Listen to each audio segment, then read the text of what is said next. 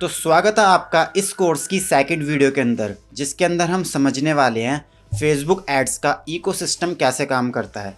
क्योंकि आपको इकोसिस्टम को समझना काफ़ी ज़्यादा इम्पोर्टेंट है अगर आप फेसबुक एड्स को रन करना चाहते हो। फिर हम आगे की वीडियोस के अंदर ये भी देखेंगे कि कैसे आपको फेसबुक एड्स का पेजेस को सेटअप करना है और कैसे आपको एड अकाउंट्स को सेटअप करना है।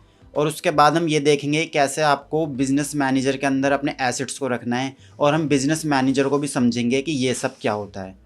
तो चलते हैं अपनी इस वीडियो के अंदर, तो फटाफट हम सीखते हैं कि what is Facebook ad ecosystem. तो चलिए अब हम सबसे पहले ये समझते हैं कि ये मेटावर्स क्या होता है। अब आपके दिमाग में आ रहा होगा कि यार यहाँ पे तो फेसबुक की बात हो रही थी, तो ये मेटावर्स कहाँ से आ गया। लेकिन इसके अंदर एक फैक्ट है। सबसे इम्पॉर्टेंट चीज़ ये है कि जो मेटावर्स है उसके जो सब प्रोडक्ट्स आते हैं उसके अंदर ये फेसबुक, इंस्टाग्राम, व्हाट्सअप या मैसेंजर, ये सारे प्रोडक्ट्स आते हैं। लेकिन जो इसकी पेरेंट कंपनी है, मतलब कि जो सबसे टॉप के ऊपर होती है, वो है मेटावर्स। मेटा के जो अंदर है सब प्रोडक्ट्स, वो ये सारे प्रोडक्ट्स आते हैं। तो इसलिए हमको सबसे पहले मेटावर्स को समझना इम्पोर्टेंट है। तो आपको मैं थोड़ी सी हिस्ट्री बताने की कोशिश करता हूँ मेटावर्स की। तो देखो, जो सबसे पहले हुआ था वो था कि फेसबुक को लॉन्च किया गया था। फेसबुक को लॉन्च करने के बाद वो सिर्फ एक सिंगल ही था कि उसी के अंदर लोग उसको यूज़ किया करते थे। उसी के अंदर बाकी जो भी पोस्ट वगैरह किया करते थे, इमेजेस वगैरह डाला करते थे, वो सारी चीज़ें थी। लेकिन फिर क्या हुआ कि जो फेसबुक है वो काफ़ी सारे अपने प्रोडक्ट्स को बाय करने लग गया। जैसे कि आपने कई बारी न्यूज़ों में सुना होगा कि यार आज फेसबुक ने इंस्टाग्राम को बाय कर लिया, व्हाट्सअप को बाय कर लिया, या काफ़ी सारे प्रोडक्ट्स जो उसने बाय कर लिए। तो अब क्या हुआ कि मेटावर्स ने क्या किया, तो मतलब फेसबुक ने क्या किया, अपना जो फेसबुक का नाम था उसको बदल के मेटावर्स कर दिया कि भैया मेरी एक पेरेंट कंपनी है और उसके जो सब प्रोडक्ट्स हैं वो सारे ये आते हैं फेसबुक, इंस्टाग्राम वगैरह। तो अगर आप मेटा के ऊपर एड्स चलाते हो तो आप इन सारी चीज़ों के ऊपर भी अपनी एडवर्टाइजमेंट कर सकते हो। सिंपल सा लॉजिक ये है।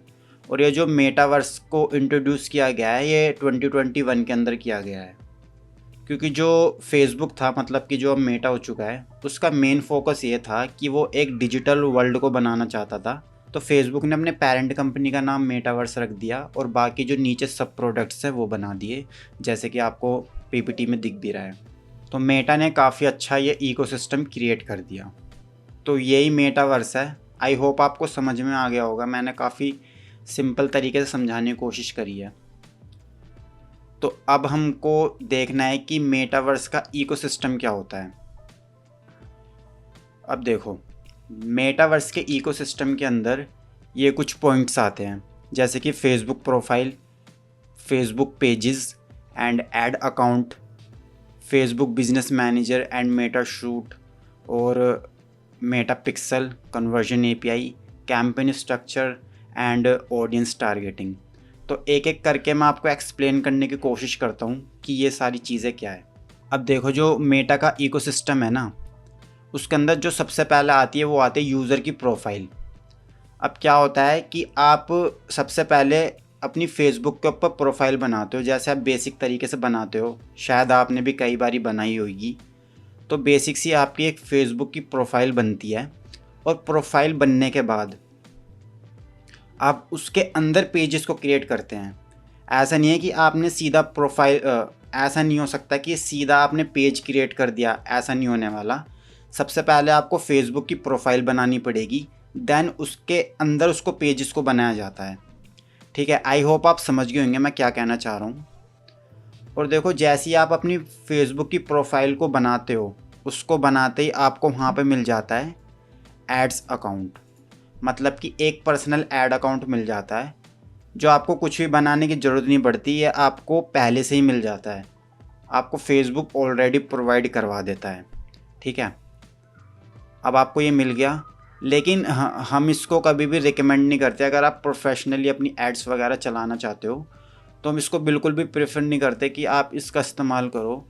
हम आपको पूरा प्रॉपर एक न्यू ऐड अकाउंट बनाना सिखाएंगे कि कैसे आपको एक नया ऐड अकाउंट बनाना है, कैसे उसकी सेटिंग्स करनी है। वो सब कुछ हम आगे की वीडियोस में बताएंगे। लेकिन जो ये वाला ऐड अकाउंट होता है इसको आपको ना ही इस्तेमाल करो तो काफ़ी ज़्यादा अच्छा होता है, क्योंकि आपको इतनी ज़्यादा इसके अंदर फीचर्स नहीं मिलते जितने आपको एक अलग से ऐड अकाउंट बनाने के बाद मिलते हैं। ठीक है, तो आपको ये चीज़ को ध्यान रखना है कि आपको फेसबुक जो आपको फेसबुक एड्स ये जो देता है ना अकाउंट, इसके वाले ऐड अकाउंट को इस्तेमाल नहीं करना। ठीक है, अब इसके बाद आ जाता है हमारे पास Facebook business manager and Meta suite. ये काफ़ी इम्पोर्टेंट टॉपिक है। अब क्या होता है, जो फेसबुक बिजनेस मैनेजर होता है इसका बेसिक सा काम क्या होता है? इसका बेसिक सा काम ये होता है, एक एक मतलब मान के चलो एक मैनेजमेंट टूल जैसा समझ सकते हो आप इसको। इसमें क्या होता है कि आपका एक, जैसे कि मान के चलो आपकी एक स्टोर है। ठीक है, स्टोर के अंदर कई अलग अलग सामान रखे हुए हैं, जैसे कि कुछ अलग प्रोडक्ट रखा है, जैसे कि ये माइक रखा हुआ है, जैसे कि ये पेन रखा हुआ है, और जैसे कि क्या बोलते हैं, जैसे कि ये रिमोट रखा हुआ है। इस टाइप की चीज़ें वहाँ पे रखी हुई है।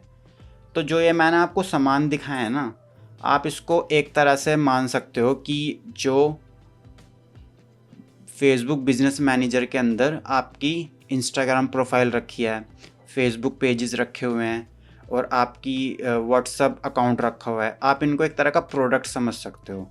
और जो आपका स्टोर होता है वो आप फेसबुक बिजनेस मैनेजर को समझ सकते हो। तो मैं सिंपल सा यही समझाना चाह रहा हूँ कि जो फेसबुक बिजनेस मैनेजर है उसके अंदर आपके जितने भी एसेट्स होते हैं, pages, Instagram pages, add account, जितने भी आपके एसेट्स होते हैं वो सारे एक जगह कंबाइन होकर रखे जाते हैं। ठीक है, सिंपल सा ये हो गया।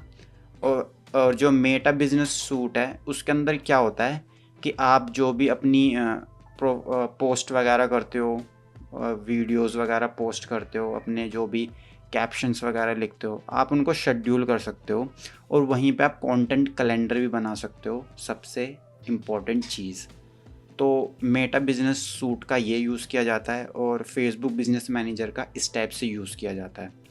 लेकिन अभी मैं आपको थोड़ा बेसिक सी नॉलेज दे रहा हूँ। जब हम देखेंगे इसको प्रैक्टिकली कि ये कैसे कैसे काम करते हैं तो आपको प्रॉपरली समझ में आ जाएगा कि सारी चीज़ें है क्या।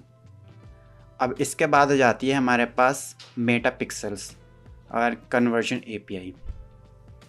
देखो ये दोनों चीज़ है तो same he, Meta pixel and conversion API, but इसमें थोड़ा सा डिफरेंस है। देखो जो मेटा पिक्सल होता है इसका काम क्या होता है, जैसे कि आप मान के चलो जैसे आपने एक वेबसाइट क्रिएट करी। ठीक है, वेबसाइट क्रिएट करने के बाद उसके ऊपर जो भी विजिटर्स वगैरह आएंगे, जैसे कोई ना कोई विजिटर्स तो आएगा ही उसके ऊपर। अब विजिटर आएगा तो हमको ये भी तो देखना पड़ेगा ना फेसबुक को कि भाई कितने विजिटर्स आए हैं फेसबुक के ऊपर, और कहाँ से आए हैं, कैसे आए हैं, क्या उन्होंने एक्टिविटीज़ करी हैं आपकी वेबसाइट के ऊपर। तो ये सब कुछ आपको मेटा पिक्सल्स के थ्रू देखने को मिलता है। ठीक है, अगर आप अपनी वेबसाइट के अंदर फेसबुक का मेटा पिक्सल्स को इंटीग्रेशन कर दोगे तो इससे क्या होगा, आप सारी चीज़ों को ट्रैक कर सकते हो कि कैसे कैसे एक्टिविटीज़ हो रही हैं आपकी वेबसाइट के ऊपर। बेसिक सा इसका यही काम है।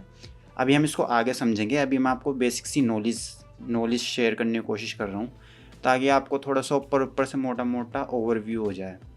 अब इसके बाद आती है हमारे पास कन्वर्जन एपीआई। देखो कन्वर्जन एपीआई का क्या काम है। कन्वर्जन एपीआई का ये काम है, जो आपका ये जो डेटा होता है, जैसे मेटा पिक्सल है ना, तो आप वेब के ऊपर जो भी इंटरेक्शन करते हो वो सिर्फ क्लाइंट साइड पे जो होता है, मतलब कि जो फ्रंट एंड पे हो रहा है वही डेटा को एक्सेस कर पाता है ये। ठीक है, मतलब कि आप ये समझ सकते हो कि जो आपकी स्क्रीन पे हो रहा है, मतलब कि आप कोई सर्वर वगैरह से बात नहीं कर सकते, जो आपकी स्क्रीन पे हो रहा है ना बस उसके हिसाब से वो डेटा ले सकता है। लेकिन कन्वर्जन एपीआई के अंदर क्या होता है कि जैसे मान के चलो जो सर्वर के थ्रू आ रहा है ना आपका डेटा, मतलब कि सर्वर के थ्रू जो ट्रैकिंग हो रही है उसको भी कैप्चर कर लेता है ये। क्योंकि क्या होता है, जो एप्पल का ISO 14 है उसके अंदर अपडेट वगैरह आ रखे हैं कि जो भी आपकी जो मतलब ट्रैकिंग वगैरह होता है वो उसको ट्रैक करने में काफ़ी ज़्यादा प्रॉब्लम क्रिएट करता है। तो इसलिए यहाँ पे कन्वर्जन एपीआई का इस्तेमाल किया जाता है। बेसिकली वो सर्वर के थ्रू आपके डेटा को ट्रैक कर सकता है बस, बाकी हम आगे देख लेंगे। अब इसके बाद आ जाता है कैंपेन स्ट्रक्चर। अब देखो, आप जब फेसबुक एड्स को बनाओगे तो उसका एक कैंपेन स्ट्रक्चर होता है। जैसे कि सबसे टॉप पे कैंपेन आता है, और जो उसके नीचे है वो आता है हमारे एड सेट, और जो एड सेट के नीचे आता है वो होता है एड क्रिएटिव्स। मैं आपको एग्जांपल देता हूँ। जैसे कि आपने एक कैंपेन क्रिएट किया, उस कैंपेन के अंदर आप डिफरेंट एड सेट्स को क्रिएट कर सकते हो, और उन डिफरेंट एड सेट के अंदर अलग अलग एड क्रिएटिव्स को बना सकते हो। ठीक है, इसका बेसिक सा स्ट्रक्चर ये होता है कैंपेन का। तो कैंपेन के अंदर क्या होता है, आप पूरा देखते हो कि आपका कैंपेन का ऑब्जेक्टिव क्या है, क्या करना चाहते हो आप कैंपेन के थ्रू। और जब उसके नीचे आते हैं तो उसमें हम ये देखते हैं कि आप एड सेट के अंदर क्या टारगेट ऑडियंस करना चाहते हो, क्या उसकी एज ग्रुप होगी, ये सारी चीज़ एड सेट के अंदर करी जाती है। ठीक है, और जो उसके नीचे आता है उसको बोलते हैं एड क्रिएटिव्स। एड क्रिएटिव्स के अंदर क्या होता है, जैसे कि मैंने आपको पिछली वीडियो के अंदर बताया था, तो अभी तक आपने मेरी पिछली वीडियो नहीं देखी तो आप पहले उसको वॉच कर सकते हो। उसके अंदर मैंने आपको पूरा बताया है कि फेसबुक के अंदर किस किस टाइप्स की एड्स को रन किया जाता है, तो आप उस वीडियो को देख सकते हो। तो ऐड क्रिएटिव्स के अंदर क्या होता है, ऐड क्रिएटिव्स के अंदर क्या यही होता है कि आपकी इमेजेस हो गई, वीडियोस हो गई, रील्स हो गई, ये जितने भी आपकी एड्स होती हैं ये सारी ऐड क्रिएटिव्स के अंदर होती हैं, जो पर्टिकुलर यूज़र को दिखाई देती है आपके फेसबुक के ऊपर। ठीक है, तो ये हो गया आपका। और ऑडियंस टारगेटिंग के अंदर यही होता है कि जो भी आपके कैंपेन के अंदर ऑडियंस को टारगेट किया जा रहा है, उनके इंटरेस्ट के बेसिस पे, उनकी एज के बेसिस पे, उनके बिहेवियर के बेसिस पे, ये सारी होती टारगेट ऑडियंस। तो आई होप आपको सारी चीज़ें समझ में आ गई होंगी। मैंने काफ़ी सिंपल लैंग्वेज में विद एग्जांपल के साथ बताने की कोशिश करी है, लेकिन अगर आपको फिर भी थोड़ी बहुत चीज़ें क्लियर हुई है तो कोई बात नहीं। अभी हम जब आगे कोर्स के अंदर बढ़ेंगे तो आपको और भी सारी चीज़ें क्लियर होती चली जाएंगी, आप उसकी टेंशन मत लेना। बिकॉज स्टार्टिंग में क्या होता है, ये थोड़ा सा कॉम्प्लिकेटेड सा लगता है, लेकिन धीरे धीरे जब हम प्रैक्टिकली इम्प्लीमेंटेशन करते हैं तो ये सारी चीज़ें सॉल्व होती चली जाती हैं, तो उसकी कोई दिक्कत नहीं आने वाली। तो अगर आपको ये वाली वीडियो समझ में आई है और आपको लगा कि मुझे कुछ लर्निंग मिल रही है इससे धीरे धीरे, तो फटाफट चैनल को सब्सक्राइब कर लेना। बिकॉज़ मैं नेक्स्ट वीडियो लेकर आने वाला हूँ कि कैसे आपको फेसबुक के ऊपर पेजेस को क्रिएट करना है, कैसे आपको एक परफेक्ट प्रोफाइल को क्रिएट करना है, कैसे आपको सेटिंग करनी है, वो सब मैं आपको बताने वाला हूँ उसके अंदर। प्लस आपको मैं बिज़नेस मैनेजर भी सेटअप करना सिखाने वाला हूँ पूरा। मेटा सूट भी दिखाऊंगा कैसा दिखता है वो प्रैक्टिकली, क्योंकि इस कोर्स का जो मेन मोटिव है वो है प्रैक्टिकली अप्रोच को फॉलो करना, जैसे मैंने आपको पहले बताया था, क्योंकि इसमें थ्योरिकल बातें कम एंड प्रैक्टिकल ज़्यादा होने वाली है। तो ये सारी चीज़ें आपको अच्छे से समझ में आ गई होंगी। तो ठीक है, मिलते हैं अपनी नेक्स्ट वीडियो के अंदर। तो अपना ध्यान रखना। जय हिंद।